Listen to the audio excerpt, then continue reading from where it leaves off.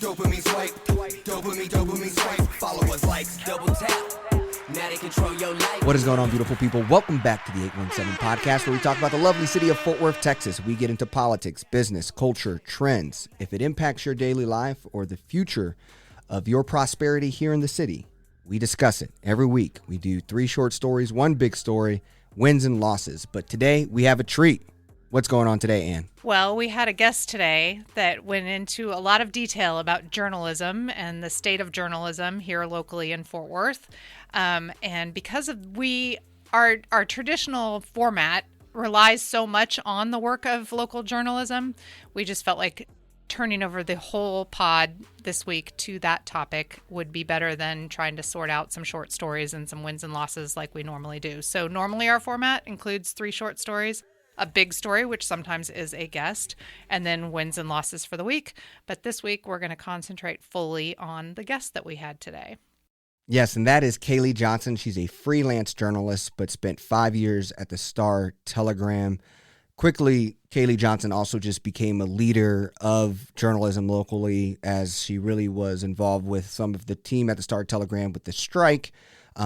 She mentions in the conversation, she talks about the strike, why they went on strike. So we also get to just learn about the dynamics between being a local reporter, but also the business of journalism.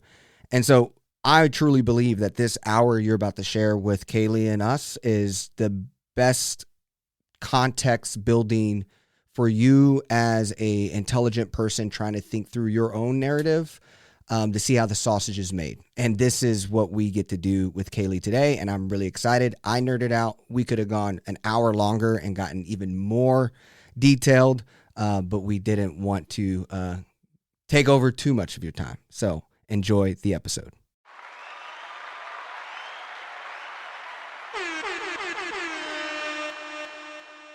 Yeah, my forward story. So I'll start with how I came down here, because it feels like it was very recent, but not really. 5 years ago, it'll be 6 in September, I was in Southern Illinois. I grew up in Southern Illinois and went to college and then came back to work at the Belleville News-Democrat, which no one's heard of, but is a wonderful paper in Southern Illinois, right outside St. Louis. I grew up with that paper and spent a year working there and loved it. And then Star-Telegram called because Belleville News-Democrat is also a McClatchy paper.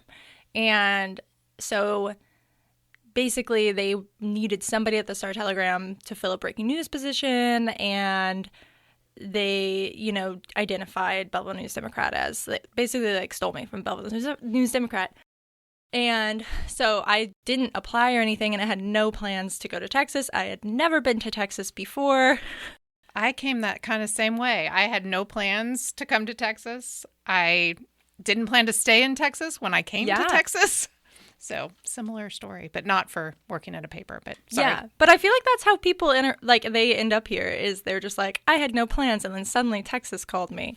And it's really and because I had never, I grew up in the Midwest, and all I'd ever heard about Texas was the things you hear about Texas. And so actually when Steve Kaufman, now the editor-in-chief, he called me to be like, hey, are you interested in this position down here? I asked him 2 questions about Texas. Okay, keep in mind I was 22, okay? So I was a baby.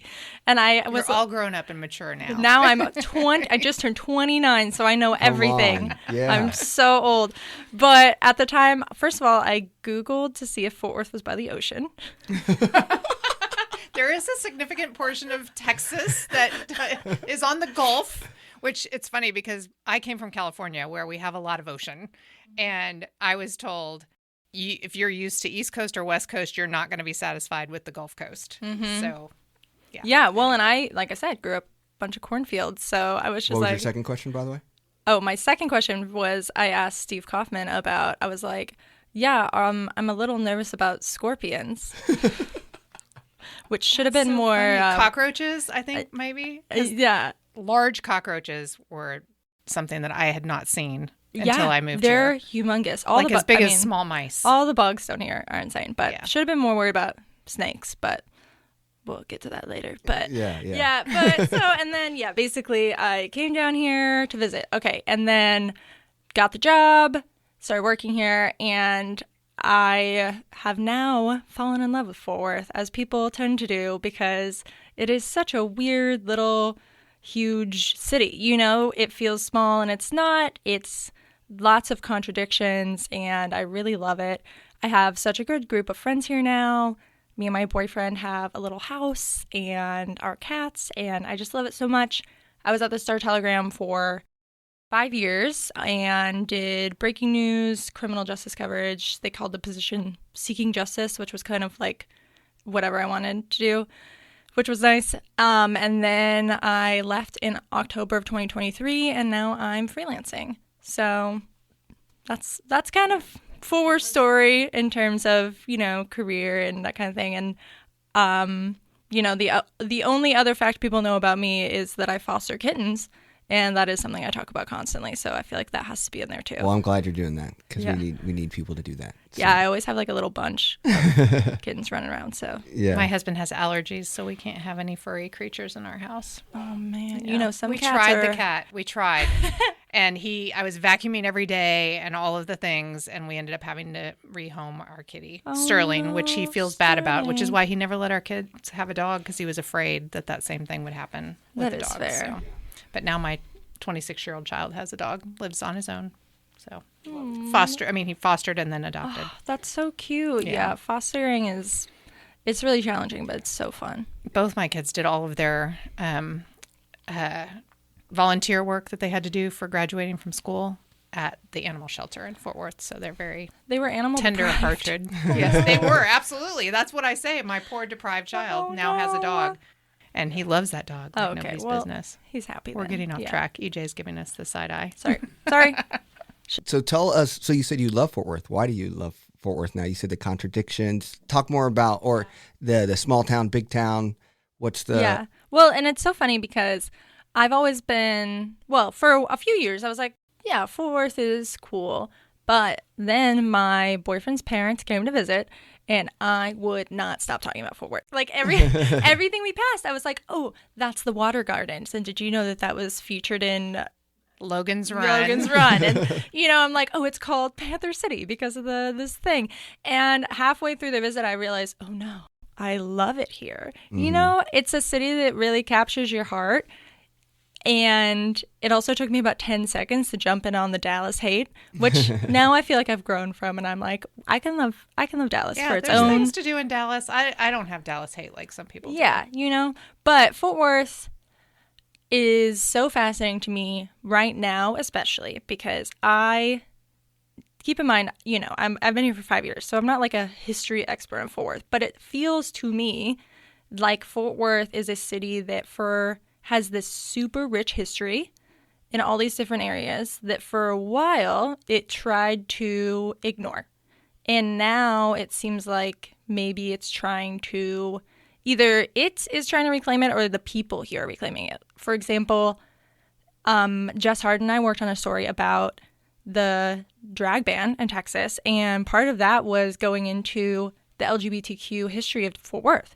That's not really something you know, I'd lived here for several years and hadn't heard much about, but it is so rich, and it's, once you know to look for it, it's everywhere. That, you know, we were told that the drag queen who founded Pride Month was from Fort Worth, and, you know, you had the Rainbow Lounge and like there were so many queer bars at one point. Stuff like that makes me really love Fort Worth, for it is a city that you come to and think it is one thing, and its people are something different. And, you know, it's like the music scene too. You would not really maybe expect this Fort Worth city, this Texas city, to have this really rich music history. That's really great. And then lastly, I really love right now kind of the political movement that's happening. Maybe, hopefully, that, you know, it's a county that's turning purple, and that's really interesting to see, kind of this old school Fort Worth way being challenged, and you're just kind of watching that dynamic happen. So there's just so many things that You speak about all of this in such positive terms, and it's refreshing. I really like it because, I moved here over 30 years ago, and I've seen things ebb and flow. But the uniqueness you talked about, I always thought of Fort Worth once I started discovering parts of it that I didn't necessarily live in, is that there's parts of Fort Worth that reflect other cities in Texas. So anybody coming from someplace else in Texas can find a part of Fort Worth that feels familiar to them. Like the urban core might be more like Houston, and the south side might be more like Austin, and the north side might be more like San Antonio.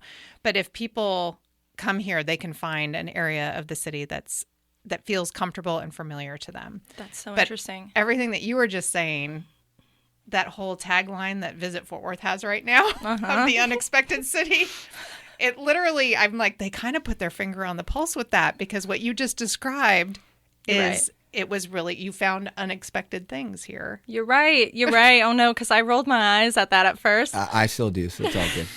I'm like, I don't what? know. But then isn't it from? It's like, somebody said that. Jimmy Yeah, Stewart. Was yeah. it Jimmy Stewart? I don't know that part. There's an actor, And they had the voice in the commercial. yes, a whole commercial that he did for the city to Yeah. pay somebody back. So yeah, I mean, Yeah. So you're right. What I just described is like literally you kind of, you come here and you're like cows and stuff. There are cows, but there's more. That Yes. should be our tagline, actually. Yeah. cows and more. There's Cows, but there's more. Well, that's like Cowboys and Culture. That's the other Yeah. tagline for Visit Yeah. Fort Worth and Yeah. all of that. Yeah. That one's a little Convention of gendered Visitors for me, Bureau. but Yeah. So give us, this podcast, we talk about the news, and we work on the outside trying to dissect the things you guys write about as journalists. Can you just give us a overview of what it really means to be a journalist, but then also how the culture is in Fort Worth and working with other journalists and working with sources and just jumping in 5 years? And, it feels like 5 years, you're like a senior reporter now because Yeah. people flip so many times in Fort Worth. So I'd just love to hear your kind of take on the landscape. Well, I have so many thoughts on this. So, but You're the guest. to start off with, I absolutely love, and when I was there, loved the Star Telegram so much. The reporters there are incredible, and many of them are my very close friends. And being in a newsroom like that, well, I'm guessing, because I felt this way at the Belleville News Democrat as well. There is nothing to me that is more energizing than being around other people who want to do this thing called journalism, in which you get to every day pretty much learn something new, talk to somebody you don't know, and they tell you details about their, I always say that it's kind of like I grew up a very nosy child, and now my job is to be nosy. But so you learn something new every day. You pull this out, like you pull a story together out of this after people trust you with their stories. And then you also get to share it with everybody. And hopefully it reveals something new or teaches people something. And I really love that. And so to me, a lot of the people who are drawn to journalism are people who are naturally compassionate, naturally curious, and they have that drive to do something for their community, and then they choose this way to do it. So journalism, that's why I've always loved it, for this ability to talk to people and share their stories. Journalism right now, of course, is in such a tumultuous kind of period.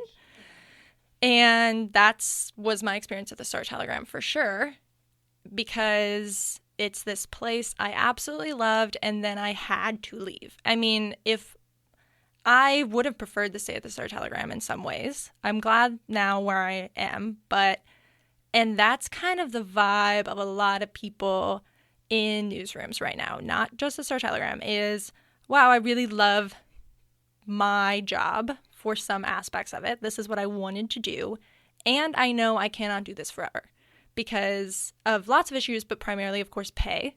That's something you hear a lot about. Journalism pays nothing. When I started the Star Telegram, I was 22, and that was 2018. I was paid $33,000, I think. No, wait, scratch that. That was at the B&D. When I came here, I got paid $42,000. Okay, and then by the time I left, I was making $57,000, which was on the higher end. And most cities, including Fort Worth, that's not enough to live. So especially, at the Star Telegram right now, there's no raises. There's no annual raises. So what's happening there and other places is the longer you stay in a newsroom, you're essentially losing money. You're doing this job that is, while I just described it in a really positive way, is also so challenging. I mean, in my time, I covered, I don't even know, 5 or 6 mass shootings. And that on top of the everyday shootings, quote unquote, where you go, it's not a mass shooting, but a 3-year-old got shot. And then you're going to walk up and talk to the mom. And then you're going to go back to the newsroom and write up a story and the next day do it again and no one's going to say anything to you. And that on top of bad pay, there's not enough editors. So you're like not really getting the support you need. It can feel just like, they use this term like feeding the beast, and like it is that, and you're like giving a part of yourself away. And then of course you kind of have to learn tactics of like compartmentalizing. Separating. I would not be able to do that. It's really hard. I joked with one of my colleagues yesterday, Emily Brunley. She's working on a difficult story. And she was like, how did you do X, Y, and Z? Talk to like these people going through this very difficult thing. And I joked, I was like, I disassociate a little bit. But like that is kind of like, I don't know. So anyway, that's kind of the basis, is you're doing this very difficult job that is in some ways really rewarding, and it's what you want to do. And it's so vital to the community. I mean, not only are you the newspaper of record, so you're literally like, there are so many things in the newspaper if we didn't write about, then, I mean, in 10 years, did they exist? Yeah. Or like right now, do they exist outside of that small community that knew about it? And then also, of course, the accountability angle. I mean, there's so many stories that are holding public officials accountable, number one, but then they have the secondary effect of hopefully other public officials are like, oof, Fort Worth Report, KERA, Star Telegram are watching. So, there are so many studies that show when a newspaper goes away that within X amount of years, then there's like more public corruption. So that's a long-winded way of trying to describe kind of like the complicated feelings in that job. And then, yeah, on top of that, this is, leading up to like why we went on strike in 2022, for example, was all of this is happening and you're trying to do this job and you love this job, and every day there's probably something frustrating that doesn't even have to do with the job, but is kind of like about the corporation that owns you, or some boss who's just, not getting it, and you're burnt out. Oh my God. I mean, because when I went to journalism school at Mizzou, the way they teach that is to be a good journalist, you're going to be the first one in the office and the last one to leave and work overtime. And if you want to do those hard-hitting stories, then you do that on your own time, which is what I did. Like you do that on your own time, like on the weekends, and you like go the extra mile and all this stuff. And that is just absolutely the number one way to get burnt out and to get taken advantage of. I mean, especially for women in journalism, people of color in journalism, like that's how you're going to get taken advantage of. And then, yeah, you have no support system basically in that newsroom. And a lot of the editors are also like understaffed. So they're also kind of burnt out, and they don't have time really to be like, are you okay? You've been working a lot of hours. You did a good job on this story, etc. So I'm thankful for you to be so eloquent. Actually, in some ways you were. Like, I mean, just the way you talked about mass shootings and the shootings in the paper, I might get upset that, another shooting in the paper. Can they write about anything else? But you still had to deal with that trauma of writing it all over and over again, because maybe that's what clicks and what people want to hear. So, well, and not to go into this whole other side of things, but it's also interesting because while you're covering that, you're like, should we be covering this? Because now, especially, there's a big conversation about certain crimes. Should you cover everyday shootings? Because I think there's a huge space for stories where if the family wants to talk to you, you talk to the family about how they are impacted by gun violence, and you talk about laws surrounding guns. And that, I think, paints a picture of this is what's happening and how it's impacting our community. Is that what's happening if you're going out and you're saying, police said that a 22-year-old shot a blah, blah, blah on West 7th. And then people are like, is West 7th safe? Like, so there's a conversation around that too. And then you're dealing with that while you're reporting it too, where I started to feel like, is this good? Is this good for my community? You know, you want to inform, but do you want to inform without providing the needed context? And then you don't always have time to do those broader stories like you were talking about, to do the in-depth research. It's like reading Next Door. Yes. And especially, I mean, if we report so-and-so was arrested for the shooting, I guarantee you 60% of those we're not going to follow up to say whether they were found guilty or not. Yeah. So anyway, there's that too, that you're dealing with all of these ethical quandaries. You have so much power, and I don't think you always, at least I didn't always have the time, support, or bandwidth to dive into each of those, you know? I mean, this is such a smaller scale thing, but I remember at one point talking to somebody at the Star-Telegram about the title of a story and the content of the story. And I would be like, that isn't even what's in the story. And it would be so upsetting to me. And then I learned that maybe the author of the story didn't even come up with the title of the story. Yeah. And I'm like, that is just nuts. But yeah, one of the final straws for me was that I published a story that I had worked. It was about fentanyl laws and in Texas, and how, you know, there was this law that was passed that makes it so the person who dealt a drug that had fentanyl in it to another person, and that person be dies, charged can be with charged murder. And I spent so long on that story because I talked to all these parents who had lost children this way.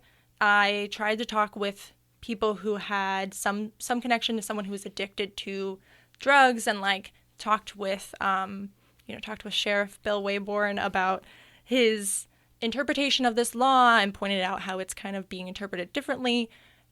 I fact-checked that story so deeply because I was like, this is a really sensitive story.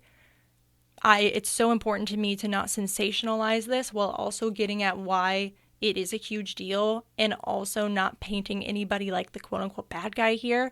And then, you know, when I talked to an editor about what headline was going to be on that, we worked through the headline, and then the next day I looked at it and they had changed the headline, and it was inaccurate. They had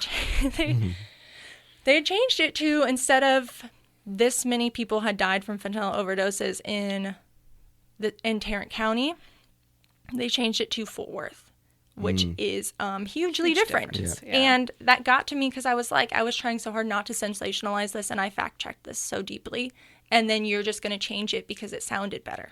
Yeah. So anyway, that was a tangent. But so stuff like that is what's going on. And another quick example of like this, I think encapsulates like the pressure / like what's expected of you, is when I moved into the house I'm living in now 2 years ago.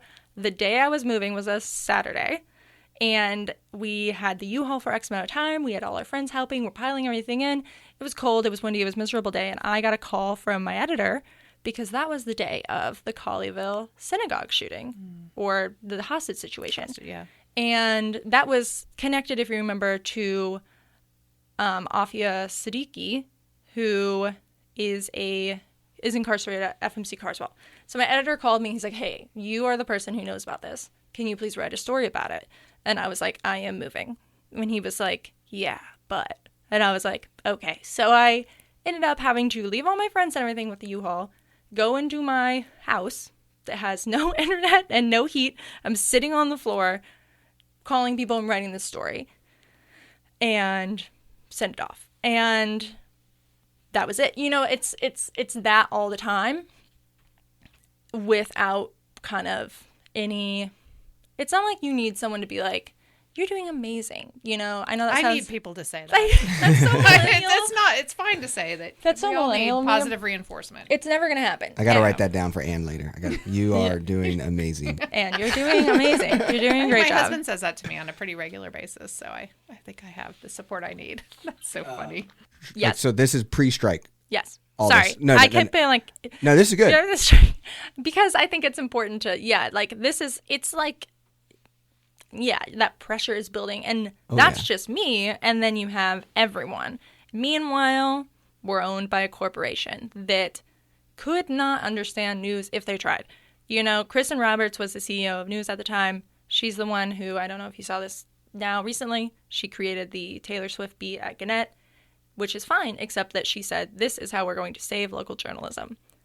And that is such an excellent way to tell me you don't know anything about local journalism. And that's who we were dealing with on top of all these other corporate, you know, we'd have these meetings every quarter that are talking about, you know, some CEO who's like, this is our North Star to get X number of people onto our page. And then all of us would be like, hey, you know what I think is actually needs improvement is our app.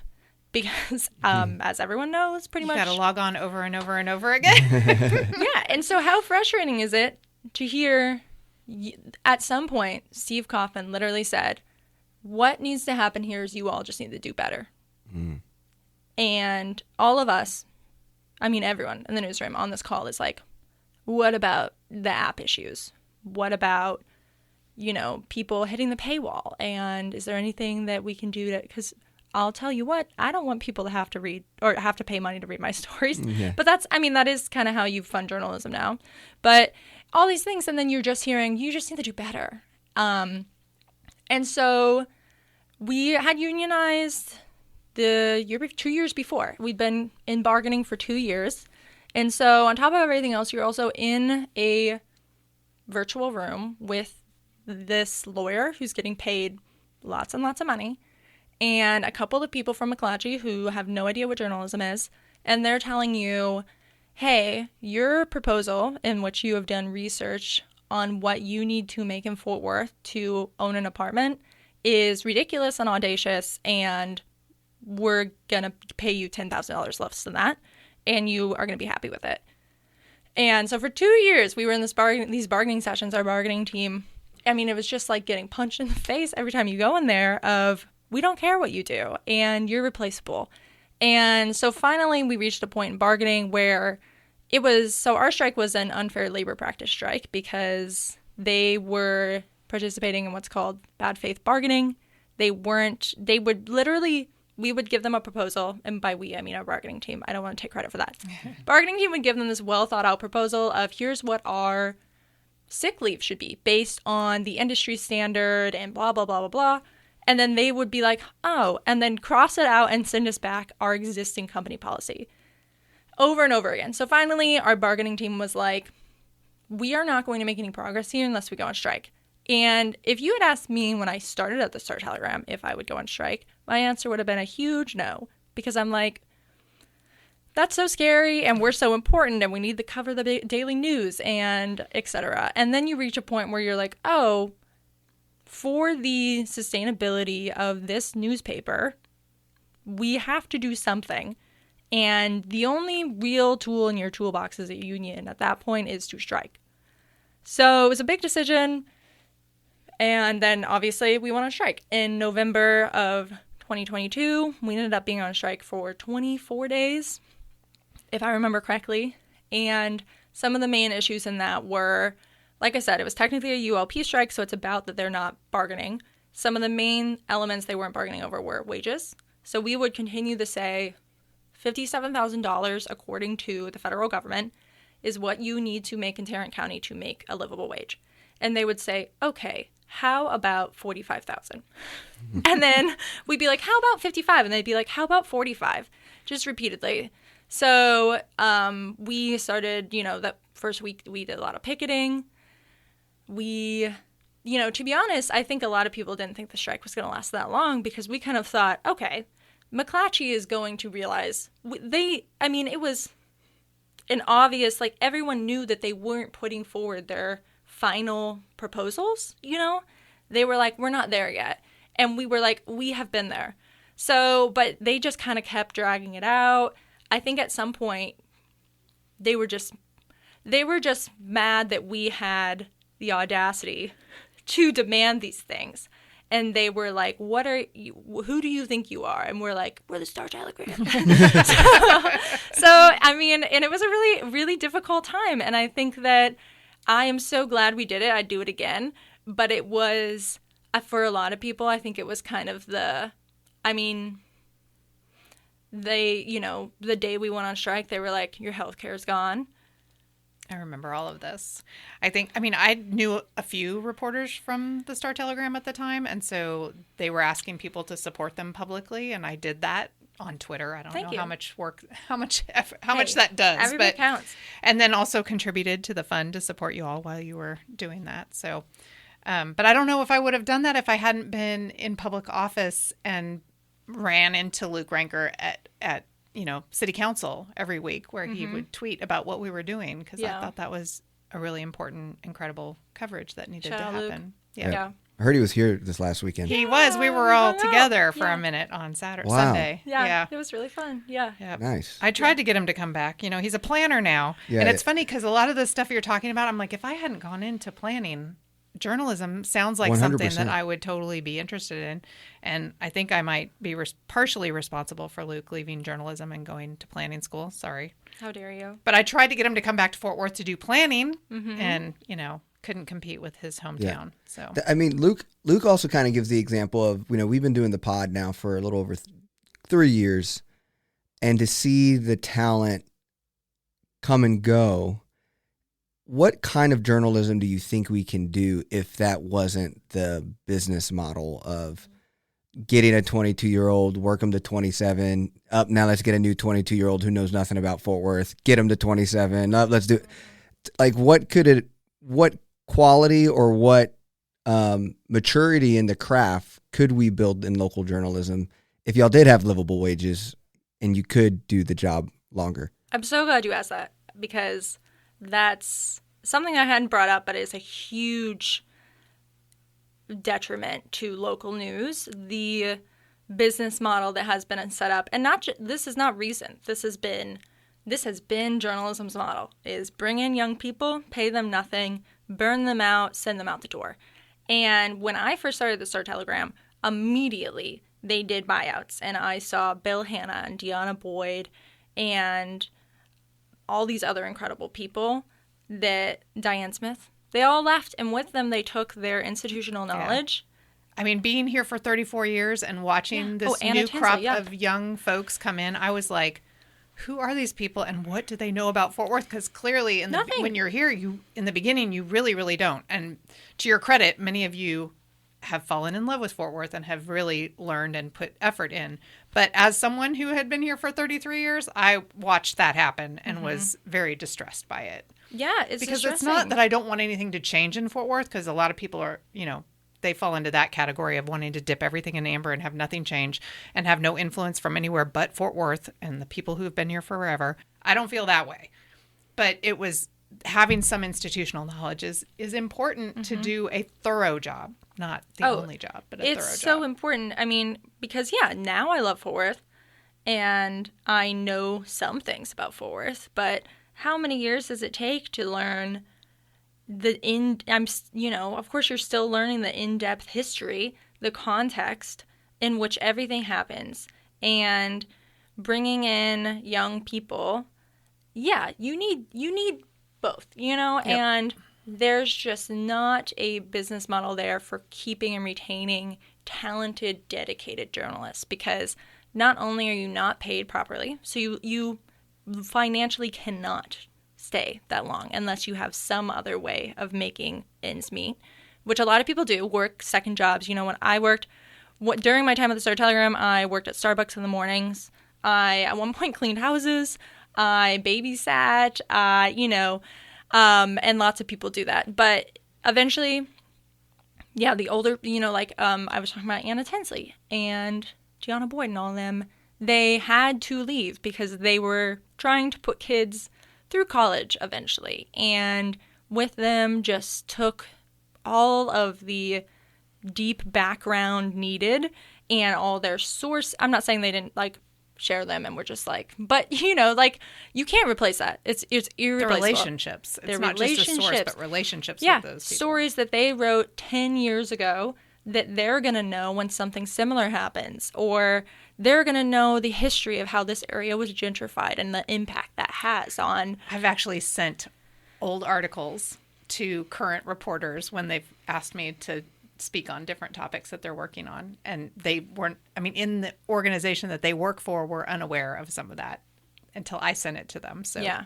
I mean, imagine if right now everyone at the Star Telegram left and then people started, and 10 years from now something happened at the Tarrant County Jail and nobody knew, like, you know? Yeah. Like, so anyway, yeah, that's a huge, that turnover, and that's happening in all newsrooms, you know? That turnover and basically pushing people out of journalism is just such a slap on the face to the community, because how is the community, especially like the Black community, for example, like who then see like parachute journalism into their communities when there's a shooting, and then maybe they do end up like a part of that community has a relationship with a journalist, and then they leave, and it's really frustrating to see.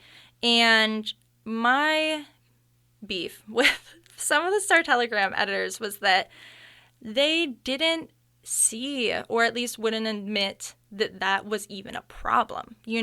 Like, there is a world in which there are other McClatchy newspapers where they have a union and they know their editors see the issues they're talking about and support them, even if they can't publicly support them. And that did not happen at the Star Telegram. At the Star Telegram, it was more, why are you whining about this? This is the way things are. And you're being ridiculous here. And that's what really frustrated me, to have no acknowledgement that that you're doing this. You are hiring 22-year-olds so you can pay them nothing. And at one point, it was said that hiring young people is a good way to mold them to be to be kind of loyal to you, and which is bananas. And then you're not going to give them a raise, not going to support them, burn them out, and then replace them. And how is that, Yeah. It's really frustrating. And so that was another thing, is just seeing because, when I started, it was me and Nicole Manna and Luke Ranker.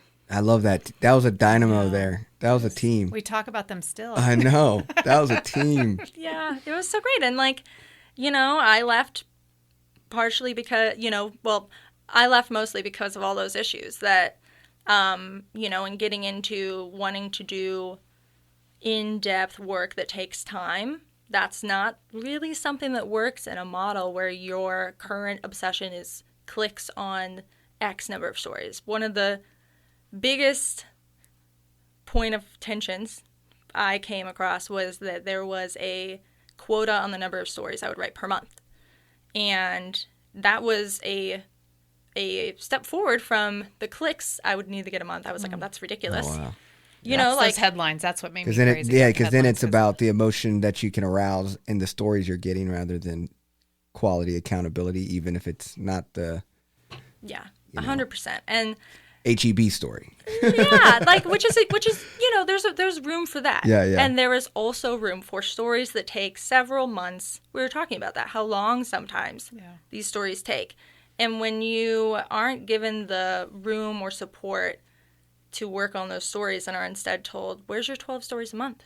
Where's your 500,000 page views? Some of the incredible things that came out of those longer story pieces, because I this morning went to the Day Resource Center, which is now DRC, their Breakfast with the Mayor, which started 25 years ago. And it came out of a Star Telegram piece where a journalist went and lived on the street amongst people experiencing homelessness for an entire week and wrote a whole series about it. And it made the mayor at the time, Mayor Moncrief, go and do a tour of other cities and what they were doing in regards to addressing issues of homelessness, started our Directions Home program at the city. And now we've evolved into what people are doing now, and housing first, and trying to have permanent supportive housing and all that. And that work is still ongoing. And it all came out of a story in the Star Telegram. That was a very long, in-depth piece. I was about to say, I bet you that took them several months, if not longer. And it's so funny because you would hear, our editor-in-chief, Steve Kaufman, talk about how important Impact is and all these other places that are winning awards for their projects and their pieces. And then you look at that project and it's 4 bylines and took them a year. And then they're like, how about you do something similar in 2 weeks while you do all these other things? And gosh, the arrogance there just kills me. You can't say like the current editors of the Star Telegram created all of the issues in mass media, but there seems to be a lack of motivation to try and meet employees where they are and at least say, I see you, I see your issues, and here's what I'm going to do, what's in my power.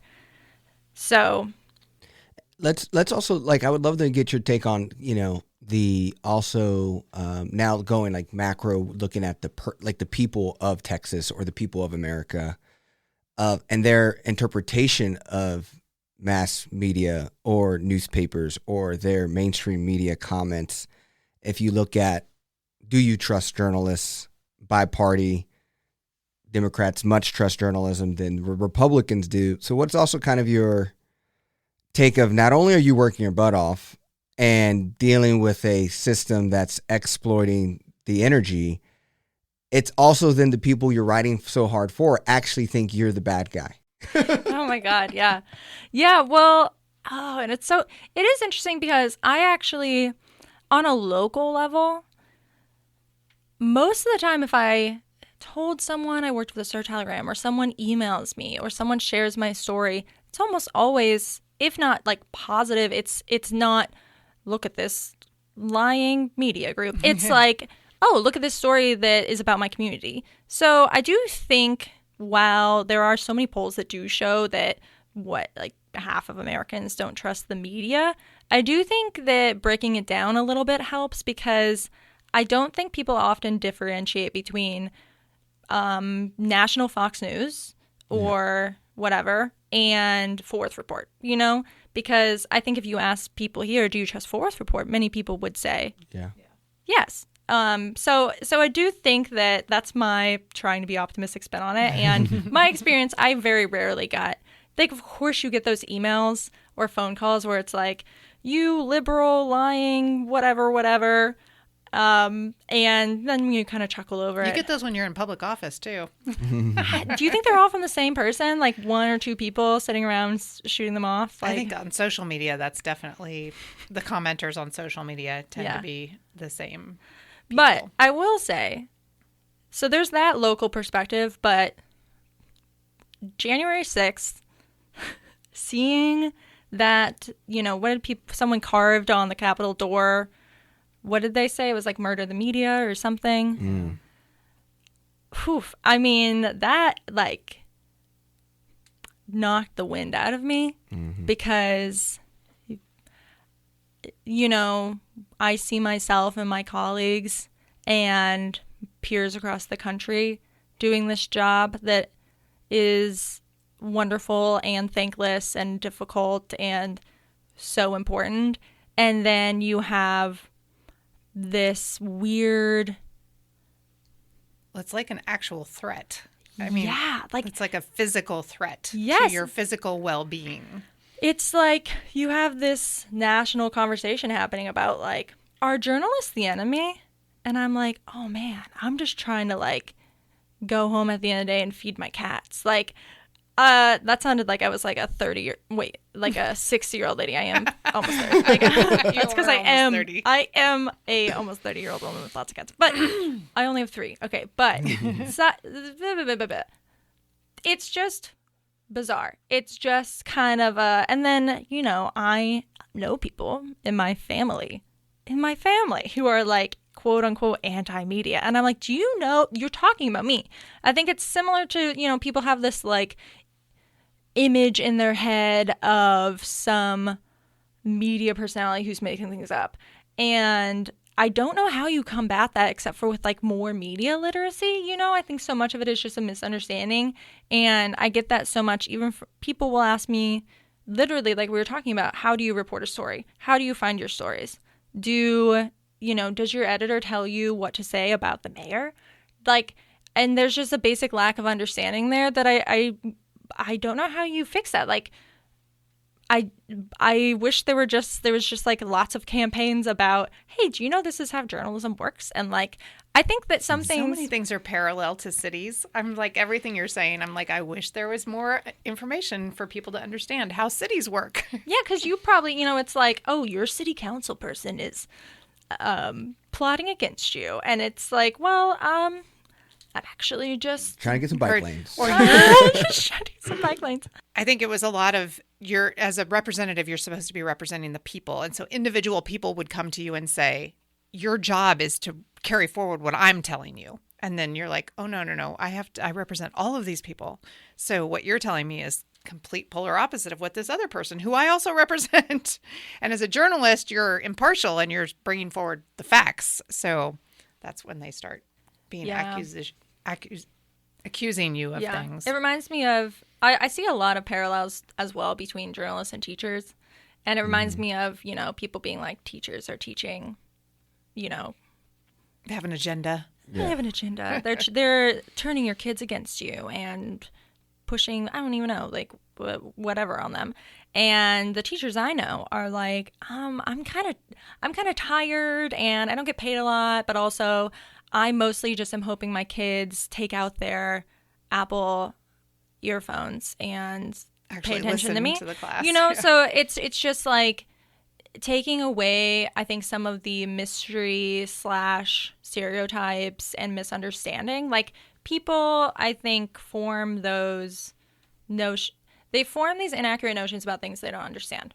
Mm-hmm. And it's also, obviously, we've seen the media scapegoated so much for things. And there is such a conversation to be had about the ways in which journalists do need to take responsibility for certain narratives that have been pushed versus, like, there's not like an overall agenda that's happening in all of media. Yeah. But like you said, when family members of yours say things and you're like, you're talking about me. Yes, and then they're like, oh, not you. And I'm like, no, but you do mean me, because there's multiples of me out there that are related to other people. Yes, exactly. Because I'm like, the person you're talking about who's, I don't know why, I think a lot of it is like, I see like TV reporters especially seem to get, it's like, oh, I'm like, that lady you're talking about on your channel who you think is making something up because someone's whispering in her ear that she needs to spin the story this way. That's kind of me, Mm-hmm. like me in another city. Yeah. So I don't really know how you go about resolving that, but that plays into it too. And then, of course, yeah, when you see things like that, like January 6th, then I think that obviously your thought is also, am I safe? Am I good here? I don't know. It's a little alarming. Yeah.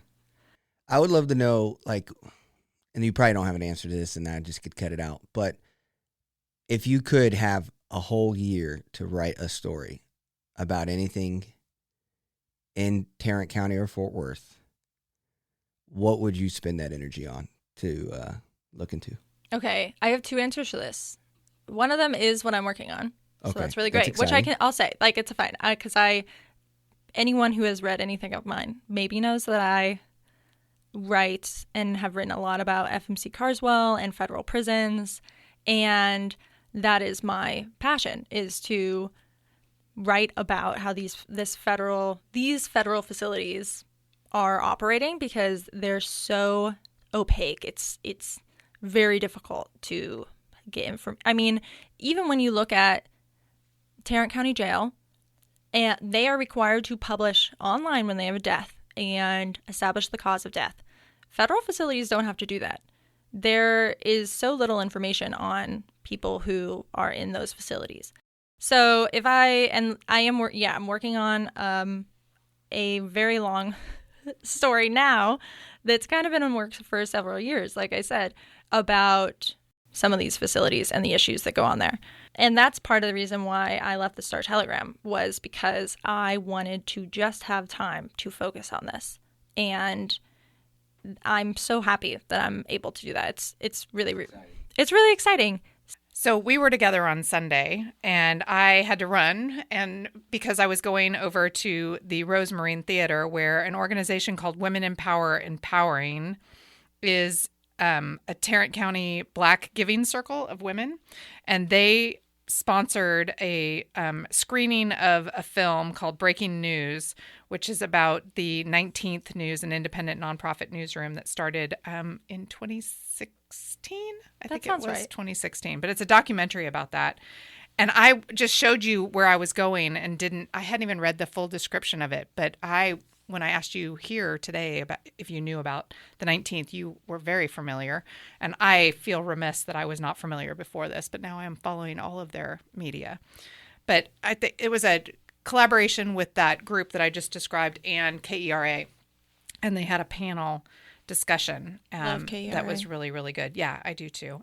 The first time I was ever on NPR, I called my dad to tell him that I was going to be on NPR. I love made that it. so Yes, much. I felt like I had made it. So Samantha Guzman was the moderator for the panel, and they were talking about like diversity, equity, and inclusion, because that newsroom is very much about making sure that voices that are not being heard in newsrooms across the country have a seat at the table and are telling the stories. But the documentary was very interesting because even that newsroom that has put this focus on making sure that certain voices are heard, sometimes struggled with what stories they were going to go with. Yeah. And there was some very honest discussion amongst the founders of that, as they were working their way through it. And Oh, I have several thoughts based on what you said. So, so their discussion was about like diversity and stories and like who's featured in those stories, like who gets to choose like what stories are pursued and aired or written.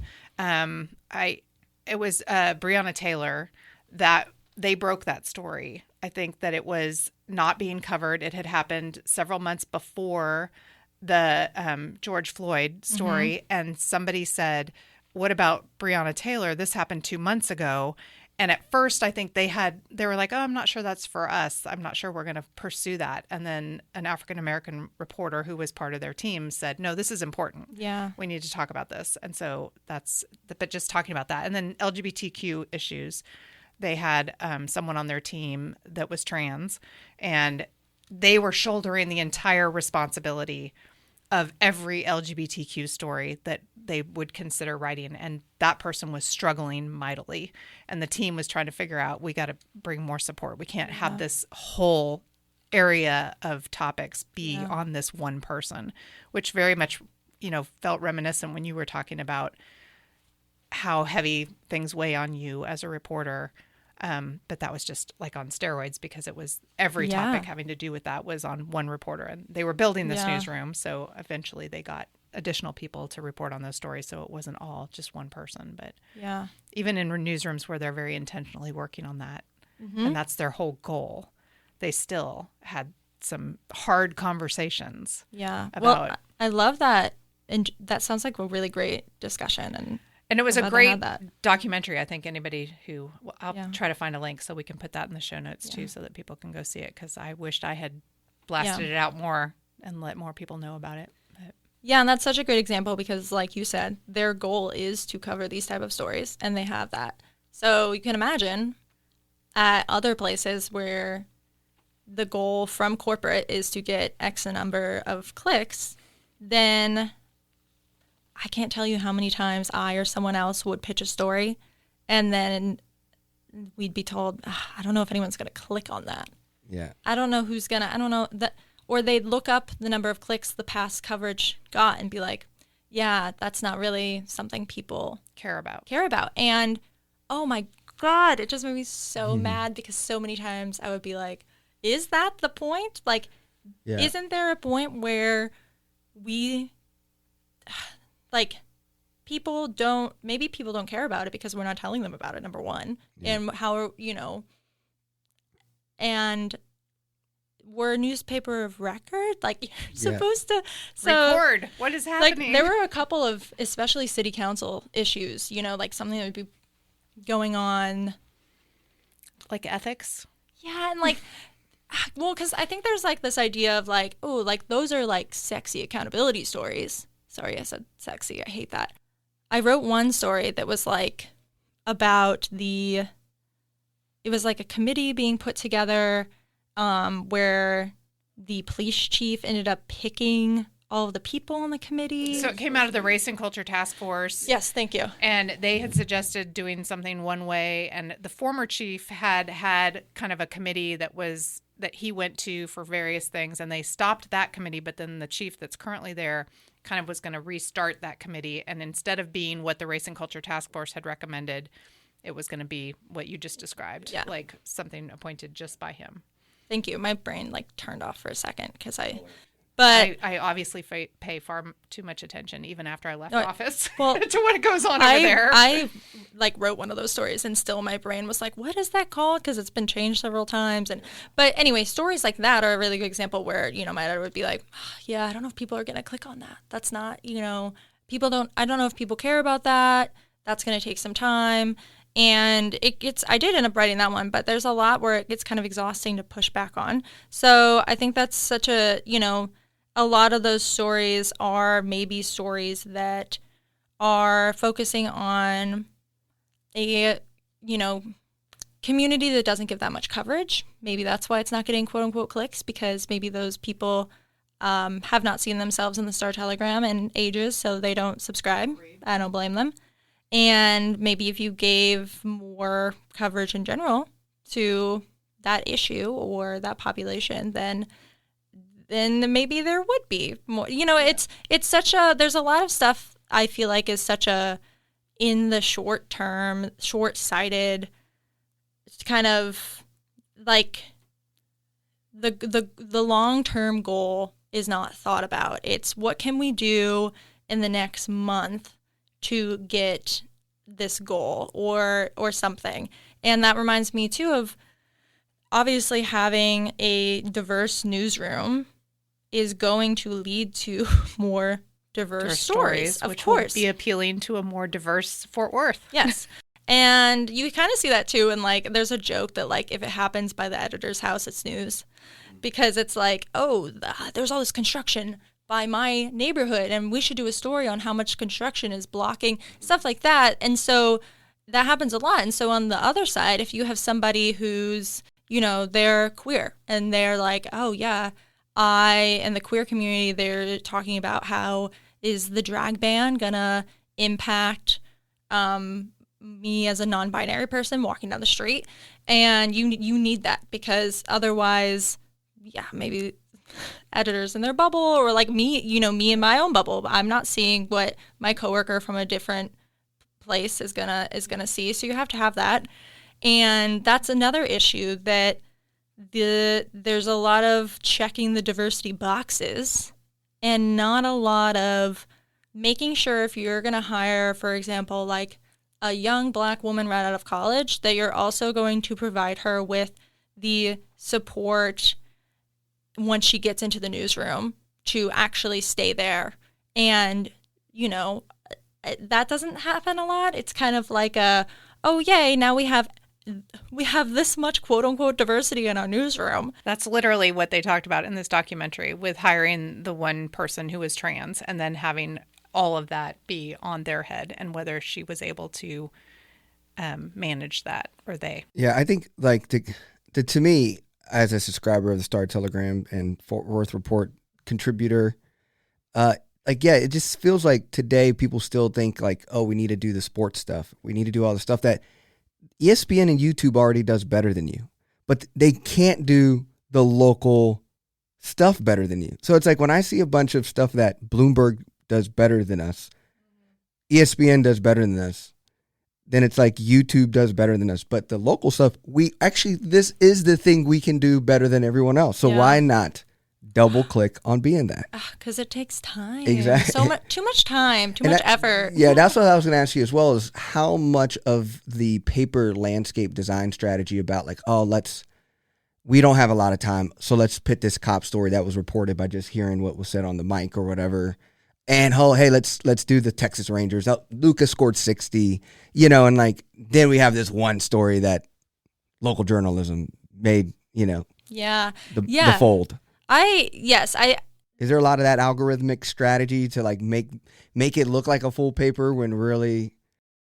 It's interesting because I don't really know what the newspaper layout strategy is. Like the newspaper, the physical paper is something that we kind of at some point like never. Yeah. Well, the kicker why I like the physical paper, I even read the e-copy version on the app because the algorithm on the app is just way too hard to find the good story that's on page 6. And it's like, this is what we're going to talk about the 817 podcast, because what we're saying here is just like the stuff that doesn't matter because it's the click. What's the most clicky stuff that you could put on the website? Yeah, but I'm trying to find. Oh my god, reporter. Yeah, that was a huge issue too, and continues to be that with the website. That's a great point because, again, I have no.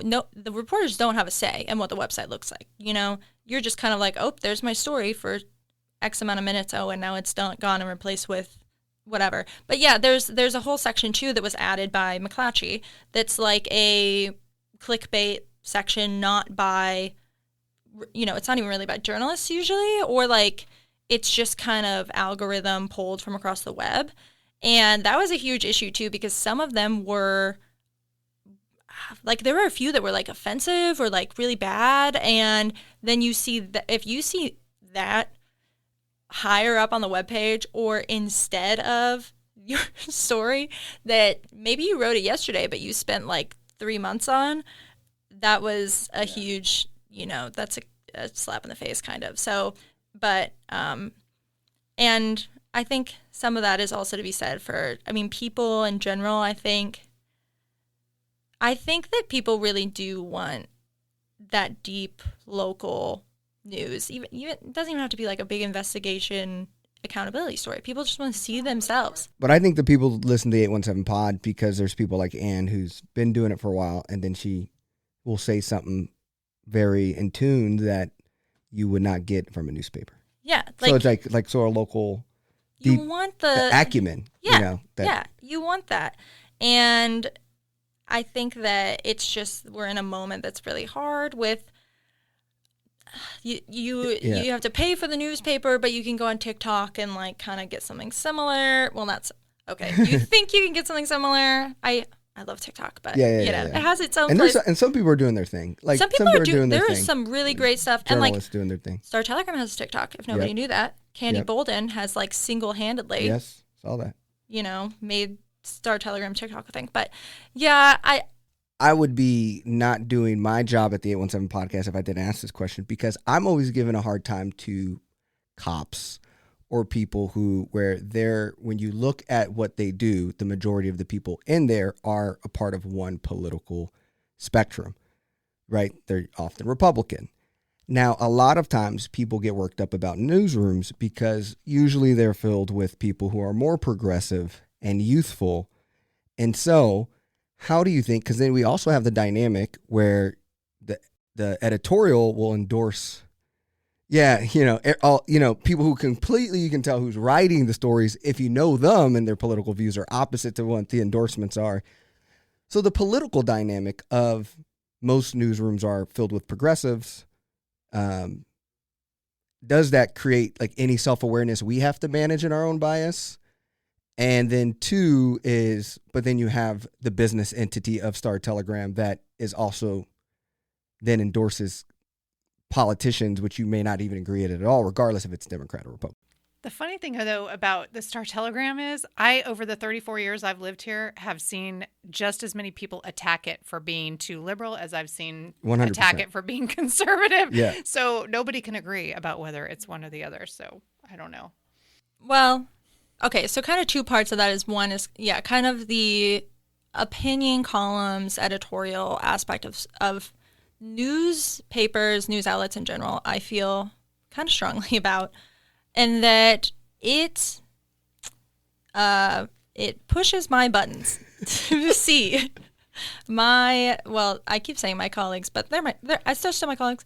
Or like when I was at the Star Telegram, me or someone else report this deeply reported story that I am going to be very thoughtful about, especially, I will say, if I know I have a bias about it, I and everyone else I know, you think more about it. That I'm like, I'll have someone else read it to be like, I feel X way. Does that come across? And more on that later. But then to see all that and that comes out, and then I see a column that has no research, no deeper context. It is just this person's opinion that they thought about that morning as they were pouring their coffee.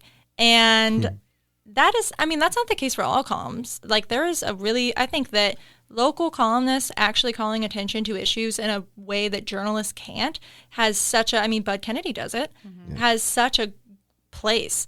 But some of the columns that I have seen at the Star-Telegram and then you see other places instead are made to, very specifically, they are made to have a headline that people will rage click. And that is a tactic that is very much thought about. And I think that is just disgraceful. That's not what that's there for, especially when you see a columnist from the Star-Telegram going down to the border and writing a quote-unquote article about it in which she did no research. She did no interviews herself, really, and she gets to write about that. And it's supposed to be a companion piece to an article, what is happening with that? Yeah, you can have opinion pieces, but then that's not hard fact journalism.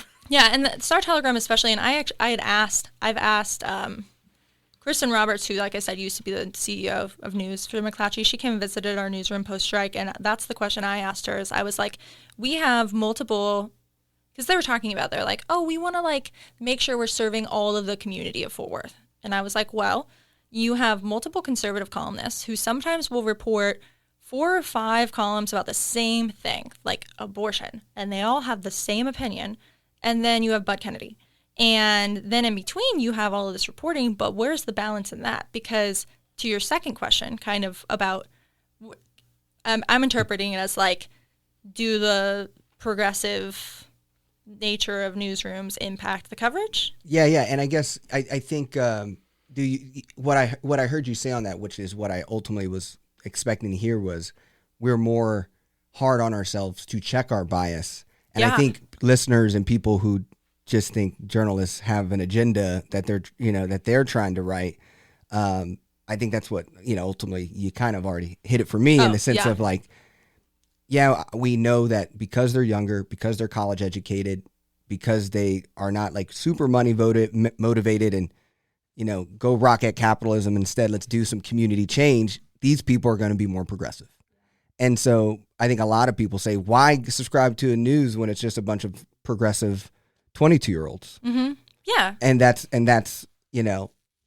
I you're think professionals. And you said, you're harder on yourself if you know that you've identified your bias. You have other people read it and make sure that. And that's the big part that I feel like journalism people don't realize is what makes it different than media or mass media or a lot of the television stuff is journalism's written to be objective as possible. And because we're responsible, then it's maybe not as exciting. So then, let me go watch this YouTube show where they just said that maybe this happened in a lab or something. Yeah. Yeah, That's a great point. Yeah. So it's by being quality, it makes people eyes a little bit more darker and tired, and then they don't follow through because the way Americans are today with social media and need to stay excited. Yeah, the nuance is not as easy as this side and this side, but that is where the story is, and that's so important. And that's why I think columns just really sometimes irk me because they don't always take into account that nuance. And in fact, their job sometimes is to eliminate it and to say here's an angry headline about how I personally feel. And I don't know how your credentials for that come from just I have a strong opinion and I can sort of write. So, well, you gave us a lot of time today and I appreciate it. We would love to just wrap up on just do you have any recommendations or thoughts of where we go from here as a community and as people who need to support journalists like you? Yeah, this is kind of a plug, I guess, for my colleagues at, Fort Worth Report, KERA, Star Telegram, and then everywhere, Austin Statesman, Houston Chronicle. Journalists are trying their best, and we are in a difficult position too. And we are definitely not in this for the money or the kudos or the easy, career. So, and journalism is, oh my God, it's everyone knows it's important, I hope. And if you are able to pay for a subscription, do that. If you're not able to pay for a subscription, that's okay. Fort Worth Report is free, and NPR is free, and Star Telegram sometimes has little deals. But yeah, if you can support your local news in any way, and I'll tell you what, if I ever got an email from somebody saying this was a good story, that made my whole day, and it makes people's day. So be nice to your journalists. We're just trying our best, and we care about this community so much. So yeah. Love it. I think there's still young people that are interested in it, because at that panel the other day, there was a 15-year-old who asked the question, I'm interested in going into journalism. And the only person on the panel who was an actual journalist was the person from KERA. But they were discussing, so there's still young people that want to go into journalism. Hopefully we can change the system so that they don't get hired at 22 and I was about to burn say out that, by because 27. when I hear young people who are interested in journalism, I'm like, oh, let me have a long talk with you Yeah. where I both encourage you and also make sure that you protect yourself from being taken advantage of, you know? So Yeah. Well, thank you so much, Kaley, for joining us. And we've always been a fan from you from afar and all the work you did provide at the Star Telegram. Thank you so much. I'm so excited to be on here. Thanks, guys.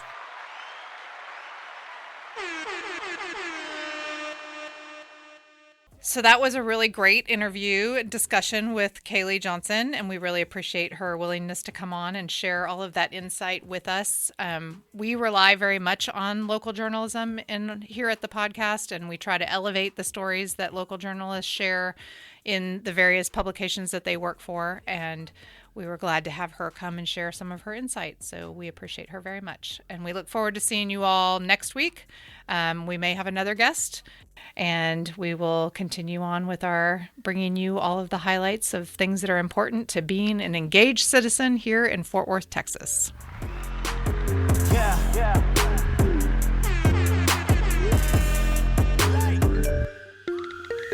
Swipe, dopamine swipe, dopamine swipe. Follow us, likes, double tap.